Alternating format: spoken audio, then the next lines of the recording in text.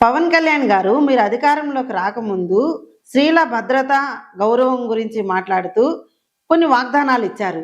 అవి మరి ఎంతవరకు నెరవేర్చారు?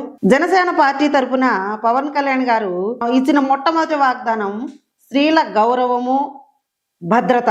స్త్రీల కోసం ప్రత్యేకమైన చట్టాలు తీసుకొస్తాము, స్త్రీల భద్రత కోసము బలమైన చట్టాలు తీసుకొస్తాము. మరి ఎంతవరకు తీసుకొచ్చారు బలమైన చట్టాలు?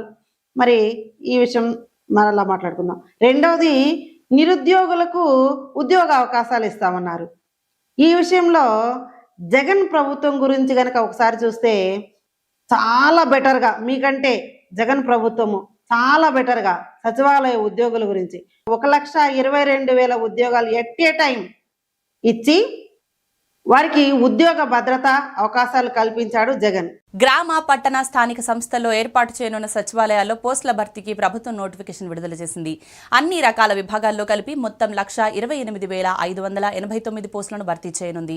గ్రామ సచివాలయాల్లో 13 విభాగాలకు సంబంధించి 95,000 పోస్టులు, వార్డు సచివాలయాల్లో 9 విభాగాలకు సంబంధించి 33,000 పోస్టులు భర్తీ చేయనుంది.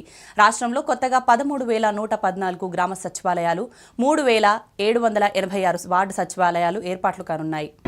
ఏపీలో ఉద్యోగాల జాతరకు తెరదీసింది జగన్ సర్కారు. ప్రజలకు సమర్థవంతంగా ప్రభుత్వ పథకాలను చేరువ చేయడానికి గ్రామ సచివాలయాల్లో 95,000 మంది, పట్టణ వార్డు సచివాలయాల్లో 38,000 మంది కార్యదర్శులు అవసరమని గ్రహించింది ప్రభుత్వం. రాష్ట్ర చరిత్రలోనే ఎన్నడూ కనీ విని ఎరుగని రీతిలో ఒకే విడతలో 1,26,000 ప్రభుత్వోద్యోగ నియామకాలకు సంబంధించిన 2 నోటిఫికేషన్లు విడుదల చేసింది.